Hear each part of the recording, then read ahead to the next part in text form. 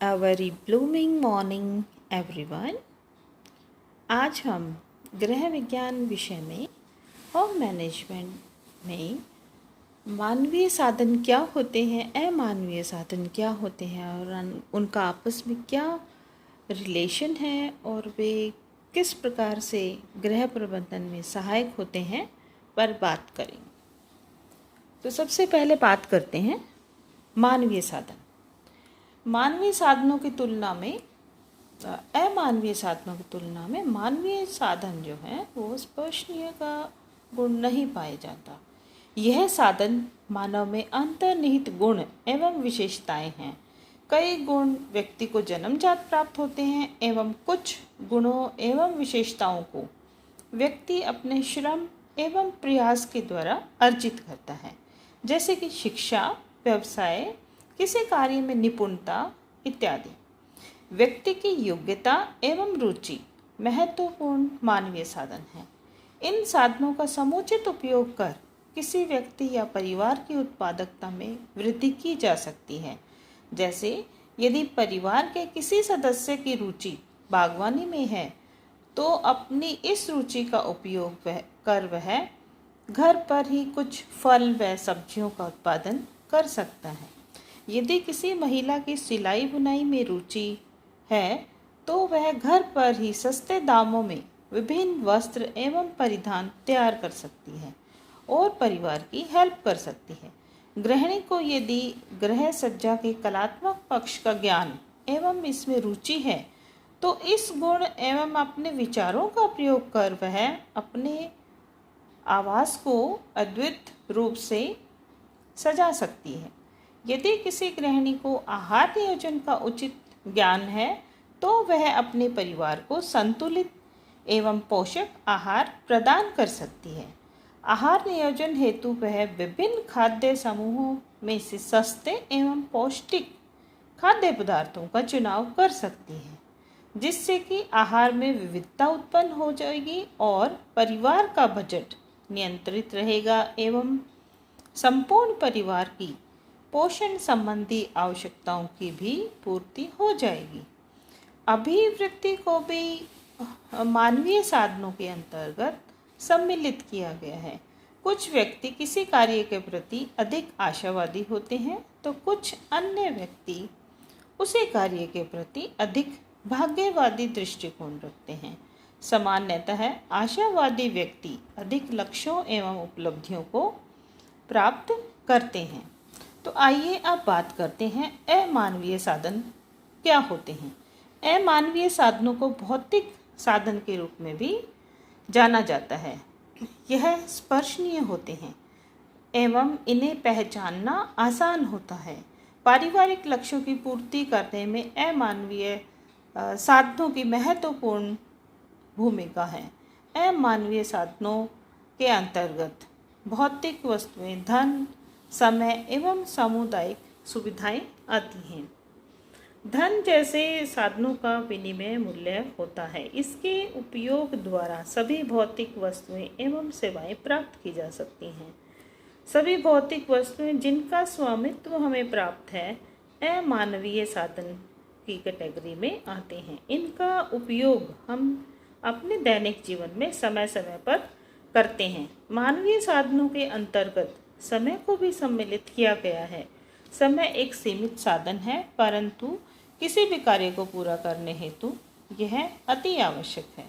सामुदायिक सुविधाएं जैसे उद्यान, पुस्तकालय या लाइब्रेरी, सड़क, सरकारी स्कूल, हॉस्पिटल्स, डाक सेवा आदि के लिए व्यक्ति को प्रत्यक्ष रूप से कुछ भी भुगतान नहीं करना पड़ता। इनके उपयोग हेतु व्यक्ति को सरकारी या अर्ध सरकारी संस्थाओं को निर्धारित शुल्क चुकाना पड़ता है। तो इस तरह से हमने समझा कि मानवीय व अमानवीय जो साधन हैं उनकी कैटेगरी में क्या क्या होता है। आइए अब जानते हैं साधनों की क्या विशेषताएं होती हैं। अब तक हमने साधनों के वर्गीकरण को पहचाना या उसको जाना। सभी साधनों की कुछ मूलभूत विशेषताएं समान होती हैं। इसमें हम साधनों की विशेषताओं के बारे में जानेंगे। साधनों के अंतर्निहित गुणों की पहचान, उनके उचित एवं प्रभावी उपयोग हेतु आवश्यक हैं। साधनों की विशेषताएं निम्नलिखित हैं।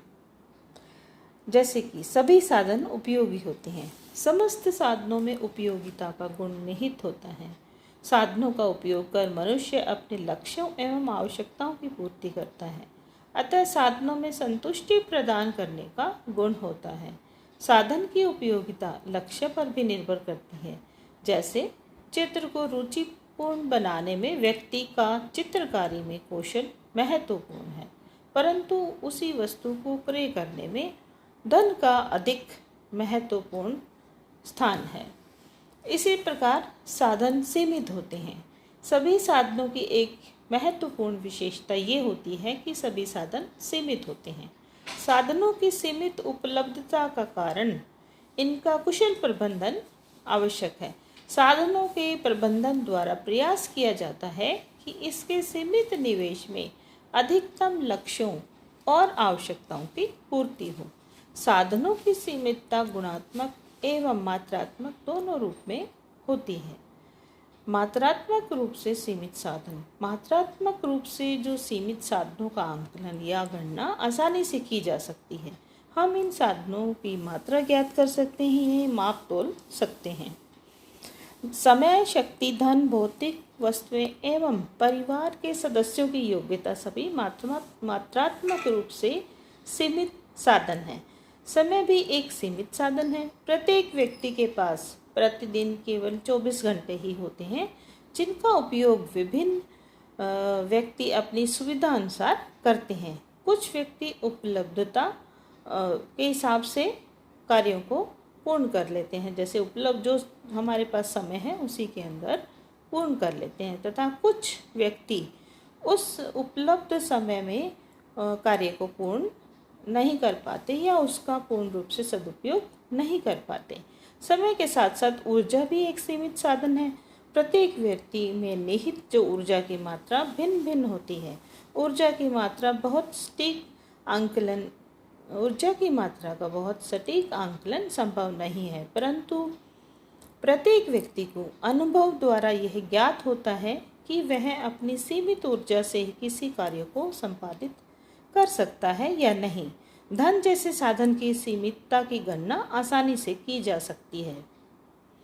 परिवार के सदस्यों की योग्यता की भी एक सीमा होती है। योग्यता के उपयोग की सीमा कुछ हद तक जन्मजात होती है, परंतु प्रशिक्षण के द्वारा योग्यताओं के उपयोग में अधिक दक्षता एवं कुशलता लाई जा सकती है।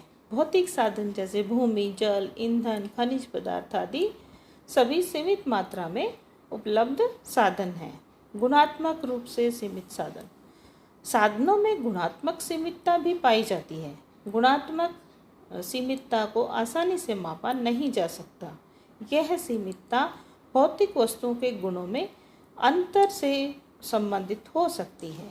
विभिन्न समुदायों को उपलब्ध सेवाओं से भी गुणात्मक शिथिलता पाई जाती है। सभी साधन परस्पर रूप से संबंधित होते हैं।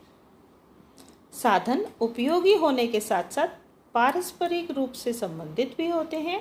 किसी कार्य या लक्ष्य को पूर्ण करने के लिए हम अक्सर दो से अधिक साधनों का उपयोग करते हैं। जैसे किसी परीक्षा को उत्तीर्ण करने के लिए विषय का ज्ञान, समय एवं शक्ति आदि साधनों का उचित प्रयोग आवश्यक है। यदि कोई महिला सिलाई सीखना चाहती है तो उसे सिलाई उपयोगी विभिन्न वस्तुओं के साथ साथ समय, शक्ति, सिलाई में कौशल जैसे विभिन्न साधनों के मिश्रित प्रयोग की आवश्यकता पड़ेगी।